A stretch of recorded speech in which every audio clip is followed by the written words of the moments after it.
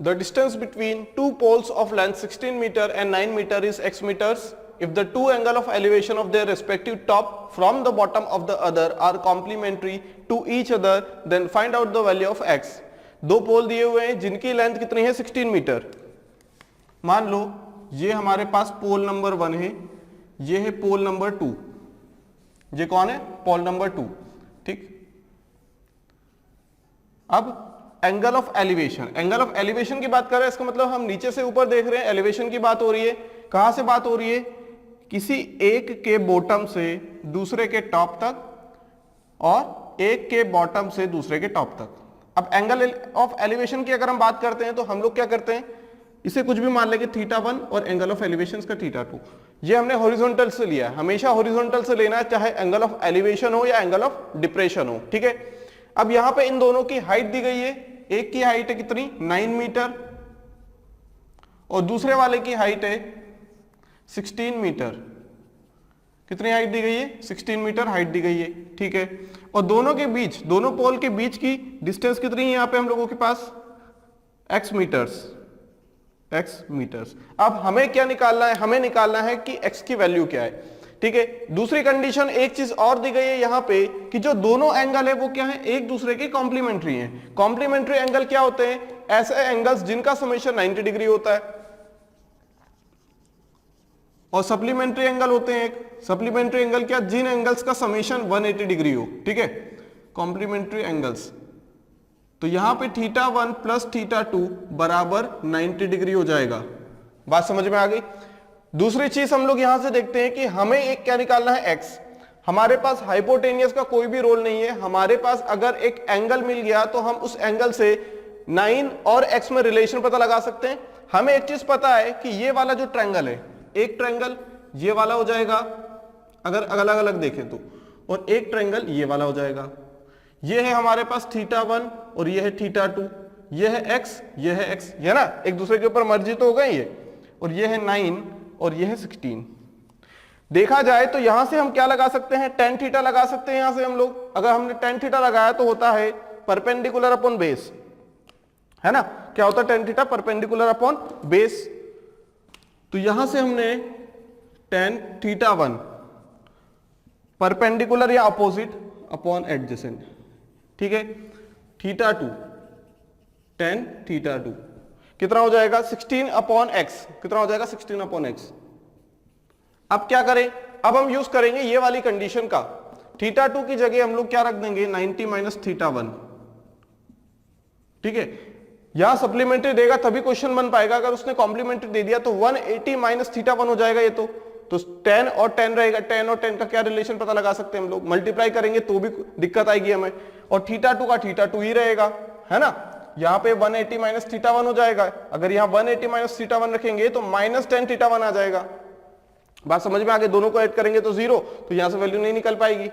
तो हम इसीलिए उसने क्या दिया है? कॉम्प्लीमेंट्री दिया है. ठीक. कॉम्प्लीमेंट्री इसलिए दिया है कि अगर हम यहां पे देखें तो θ2 की वैल्यू 90 माइनस θ1 रख दें अगर हम, या फिर θ1 की वैल्यू 90 माइनस θ2 रख दें अगर यहां पे, तो भी बात बन जाएगी. ये इक्वेशन 1 इसे नहीं मानते हम लोग. इसे लिखेंगे tan 90 minus theta cot θ1 16/x. इसे बोल दिया हमने सेकंड. अब क्या है, एक चीज देख पा रहे हैं कि अगर tan θ1 और cot θ1 का मल्टीप्लाई कर दें हम तो ये आ जाएगा 1, है ना. 1 मल्टीप्लाई बाई 2 तो कितना आ जाएगा? tan θ1 into cot θ1. अब ये एक दूसरे के इनवर्स होते हैं cot और tan, और ये हो जाएगा 9/x इंटू 16/x. तो ये तो हो जाएगा 1, कैंसल आउट हो जाएगा. तो x बराबर अंडर रूट 9 इंटू 16, मतलब कितना आ जाएगा? ये 12. तो x की वैल्यू कितनी आ जाएगी? 12 मीटर, 12 मीटर. ठीक है. बस वर्ड प्रॉब्लम को समझना है. और अगर हमने ट्रायंगल बना लिए तो सारी चीजें हमें ट्रिग्नोमेट्री की यूज करनी है. क्लियर? चलिए अब क्वेश्चंस देखते हैं. Questions based on shadow. ठीक है. समझते हैं किस टाइप से करना है क्वेश्चन को. देखो यहां पे मान लो हम लोगों के पास क्या है? सन है. ठीक है. हम क्या एक चीज जानते हैं कि यहां से अगर हमारे पास कोई पर्सन खड़ा हुआ है या फिर कोई बिल्डिंग है, ये मान लो कोई बिल्डिंग है यहां पे. ठीक है. तो यहां पे इसकी जो शेडो बनेगी वो किस साइड बनेगी? अगर सन लेफ्ट साइड है तो शेडो बनेगी राइट साइड. अगर सन राइट साइड है तो शेडो बनेगी लेफ्ट साइड। इसका मतलब कि जिस साइड सन है उसके अपोजिट साइड क्या बनेगी, उसकी शेडो बनेगी, ये हम लोग जानते हैं। ठीक, अब शेडो बनेगी तो कितनी लंबाई की शेडो बनेगी, कितनी लेंथ की शेडो बनेगी, देखो वो कैसे पता लगाना है। ये जो एंगल थीटा है ये क्या है, इसे हम बोल सकते हैं angle of elevation of the top of the building, या फिर क्या बोल सकते हैं angle of elevation of the sun. यही तो है। अगर सन के लिए अगर हम बनाना चाहें तो क्या यही चीज तो हो रही है यहां पे। बात समझ में आ गई भाई। ये बिल्डिंग है हम लोगों के पास, ये सन है यहाँ पे, तो जो थीटा हमें पता है कि हमें थीटा क्या होता है, एंगल ऑफ एलिवेशन क्या होता है कि जो हॉरिजॉन्टल से वर्टिकल किसी डिस्टेंस पे है ना, चाहे टावर पोल या कोई भी चीज हो, अगर वहां पे हम लोग देखेंगे कि एंगल बना रहा है कोई चीज, तो यहाँ पे उस एंगल को कहा जाएगा एंगल ऑफ एलिवेशन। तो यहाँ पे इसका टॉप मोस्ट पॉइंट, सन का भी जो पॉइंट है वो क्या है, टॉप मोस्ट पॉइंट, सबसे ऊपर जो सन है। अब यहाँ पे सन को पॉइंट ऑब्जेक्ट मानना है। अब थीटा क्या होगा यहाँ पे, angle of elevation of top of the building, करते आ रहे हैं क्वेश्चन, या फिर बोल सकते हैं angle of elevation of the sun, sun का एंगल ऑफ एलिवेशन।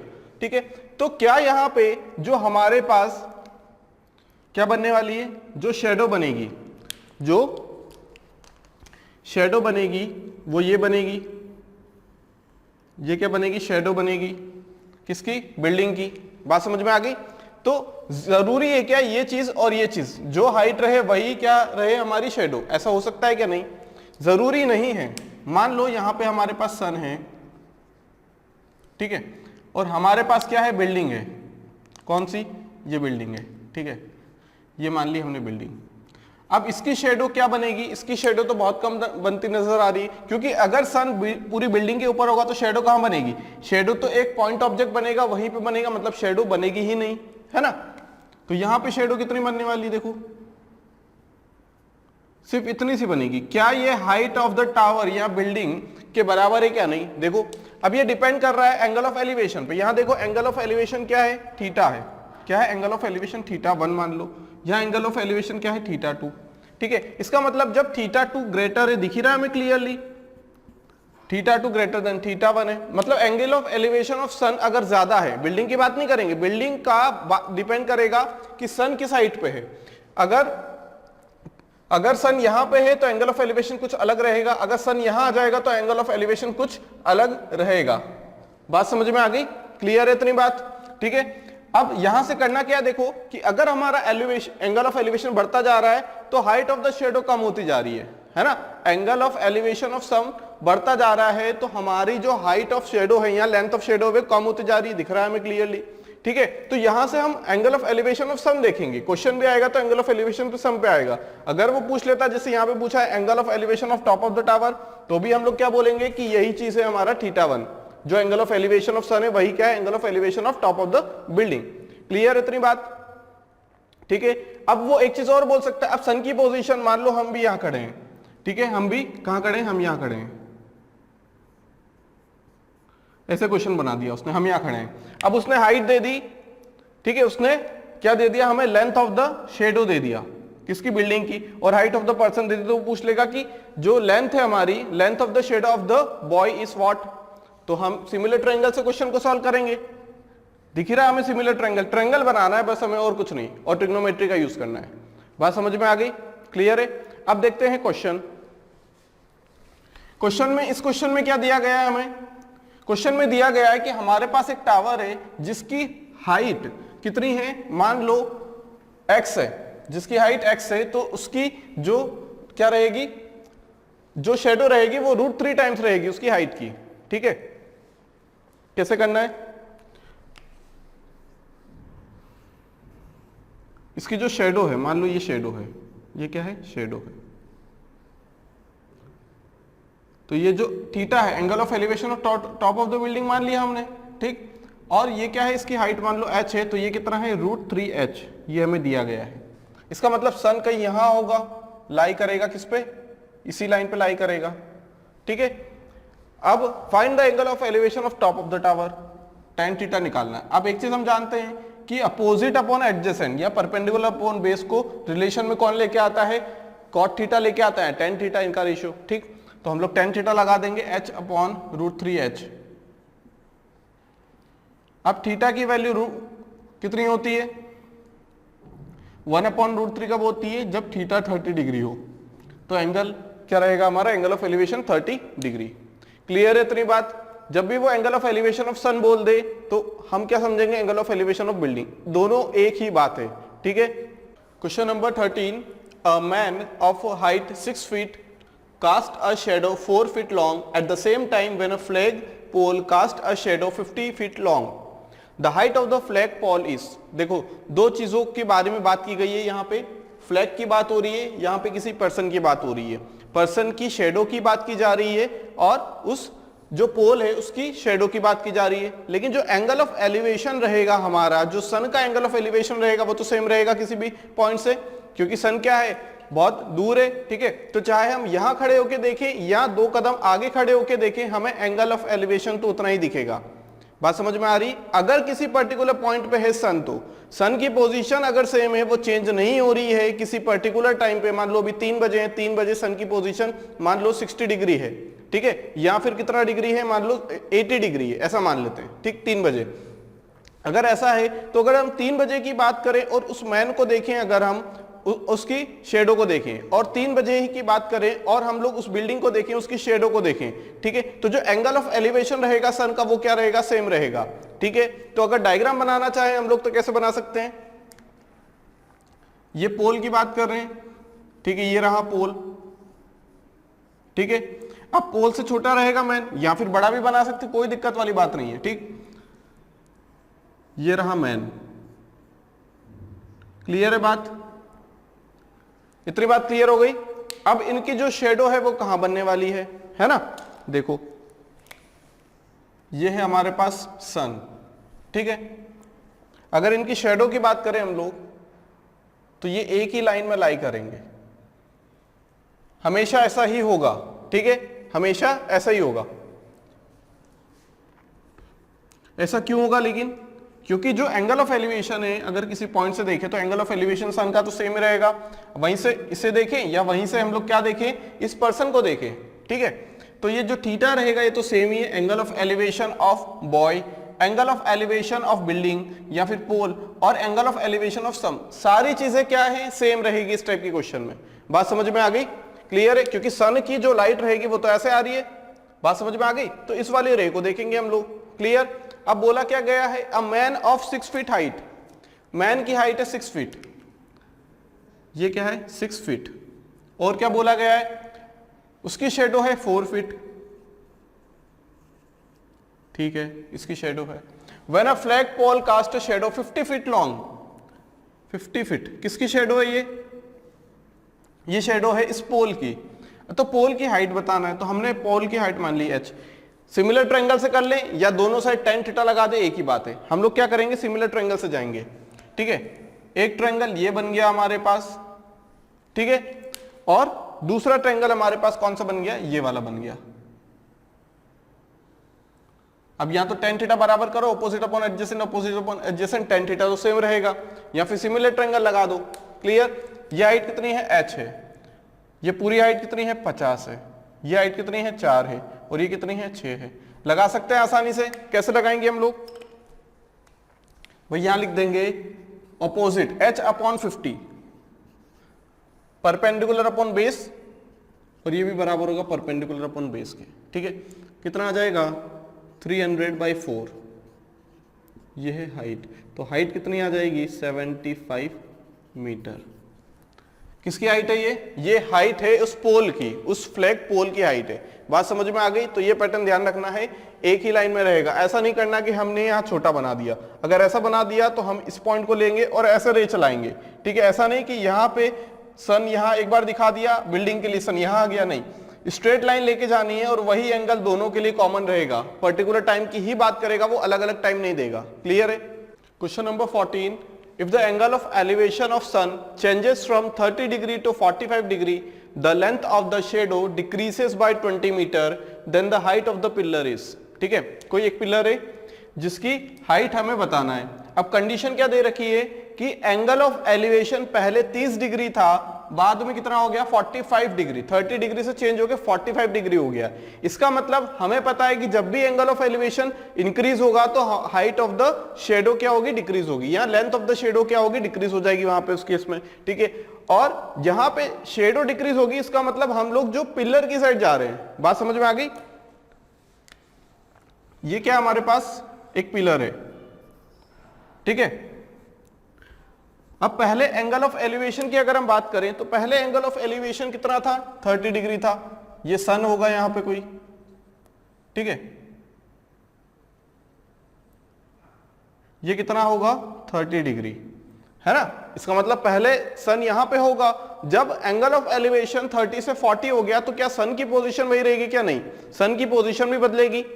40 डिग्री हो 45 डिग्री होगा, इसका मतलब हम आरएचएस में जाएंगे या एलएचएस में, हम लोग लेफ्ट हैंड साइड जाएंगे। बात समझ में आ गई। तभी तो एंगल ऑफ एलिवेशन क्या होगा, बढ़ते जाएगा, है ना। पहले 30 था, फिर एंगल ऑफ एलिवेशन देखो ये एंगल क्या हो रहा है, बढ़ रहा है, इंक्रीज हो रहा है, यहाँ पे आके 90 हो जाएगा। इसका मतलब हम लोग इसके करीब जाते जा रहे हैं, ठीक है। तो यहाँ पे अगर हम देखें तो मान लो ये कितना है 45 डिग्री, तो सन कहाँ, यहां पे रहा होगा उस टाइम। इसका मतलब सन ने अपनी पोजीशन को क्या किया, चेंज किया है। क्या किया, चेंज किया। बात समझ में आ गई। अब उसकी जो लेंथ थी शेडो की वो डिक्रीज हो गई 20 मीटर से। मतलब पहले शेडो यहां तक थी, पहले शेडो यहां तक थी, ठीक है, पहले शेडो यहां तक थी। अब बाद में उसकी जो शेडो बनी वो कहां तक बनी, बाद में शेडो जब उसने 45 डिग्री एंगल कर लिया तब यहां तक बनी उसकी शेडो, ठीक है। तो ये जो डिफरेंस आ रहा है ना, ये जो डिफरेंस आ रहा है कितने से डिक्रीज हो गई, 20 मीटर से। 20 मीटर कम हो गई, पहले शेडो इतनी थी, अब 20 मीटर कम हो गई, इतनी रह गई शेडो। तो हमें बताना है हाइट ऑफ द पिलर। हमने मान लिया हाइट ऑफ द पिलर क्या है, h है। क्लियर है, इतनी बात क्लियर है, ठीक है। अब अगर देखा जाए यहां से तो हम लोग क्या लगा सकते हैं, tan थीटा लगा सकते हैं, जो कि हाइट और बेस, परपेंडिकुलर और बेस के बीच में रिलेशन बता देगा। अब उसके लिए हमें क्या करना पड़ेगा, देखो यहां पे एक चीज हम समझ पा रहे हैं कि ये 45 डिग्री है तो tan 45 होता है 1। इसका मतलब क्या है कि जो परपेंडिकुलर और बेस है वो बराबर है। इसका मतलब अगर ये h है तो ये भी h हो जाएगा, है ना, यही हो रहा है ना भाई। tan 45 कितना होगा, परपेंडिकुलर मतलब क्या, हाइट, हाइट अपॉन बेस। नाम दे देते हैं इन्हें, ये a है, b, c और d। तो हाइट ab मतलब ab upon B C, A B upon B C क्या हो जाएगा tan 45 और ये हो जाएगा 1। तो यहाँ पे ए बी हमें पता है, अभी ये चीज नहीं पता है। ए बी कितना है, h है, और बी सी कितना हो जाएगा, तो यहां से बी सी भी निकल के आ जाएगा h। क्लियर है, ठीक है। अब इस वाले ट्रायंगल में tan थीटा लगा दे, क्योंकि ये भी किसे रिलेट कर रहा है, परपेंडिकुलर और बेस को, या फिर बोल दें ऑपोजिट और एडजेसेंट को। तो tan 30 बराबर कितना हो जाएगा, A B upon B C plus C D, या फिर बोल दे बी डी। अब बी डी किससे मिलके बना है, ये ए बी, बी डी मिलके बना है B C plus C D. Clear. tan 30 की वैल्यू हमें पता है 1 अपॉन √3 होती है। ए बी कितना है, यहाँ पे h है, वही निकालना है। यहां से बी सी भी h आ गया हमारा, है ना, बराबर आ गया ना, बी सी भी h आ गया, ठीक है।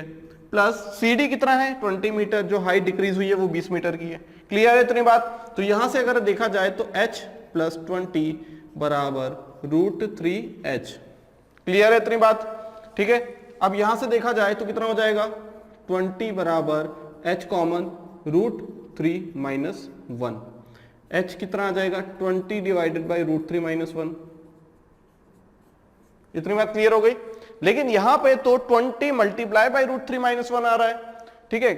हो सकता है यही आंसर हो, क्योंकि जो हमारा आंसर आया वो तो किसी भी ऑप्शन में नहीं है, ठीक है। हम क्या करेंगे, रेशनलाइज करेंगे। रेशनलाइज करने के बाद ये कितना आ जाएगा, ये आ जाएगा 20 √3 plus 1 divided by a plus B into A minus B, A square minus B square, √3 का स्क्वायर 3 माइनस 1 का स्क्वायर मतलब 2। तो ये आ जाएगा 10 √3 प्लस 1। ऑप्शन नंबर सी क्या है, करेक्ट है। क्लियर है। अगर एंगल ऑफ एलिवेशन या फिर शेडो चेंज हो रही है, इसका मतलब हम लोग क्या करें, सन की पोजीशन को भी ये मानने की चेंज हो रही है। जब सन की पोजीशन चेंज होगी तभी तो क्या होगा, शेडो कम या ज्यादा होगी, है ना। सुबह मॉर्निंग के टाइम हमारी शेडो ज्यादा रहेगी, दोपहर के टाइम शेडो बहुत ही कम हो जाएगी। इसका मतलब सन ने क्या किया है, अपनी पोजीशन को चेंज किया है, ठीक है। बात समझ में आ गई? तो इस केस में आंसर कितना निकलने वाला है 10√3 + 1।